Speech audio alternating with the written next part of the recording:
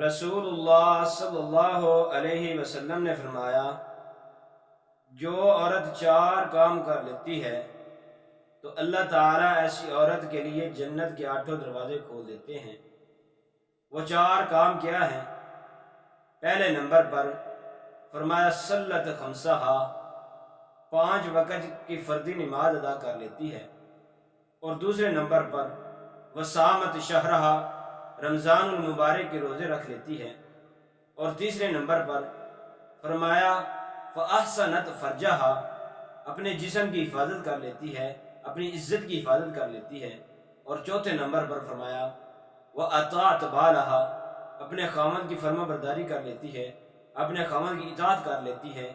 جو عورت یہ 4 کام کر لیتی ہے تو اللہ رب العزت ایسی عورت کے لیے جنت کے 8 دروازے کھول دیتے ہیں، جس دروازے سے چاہے داخل ہو جائے۔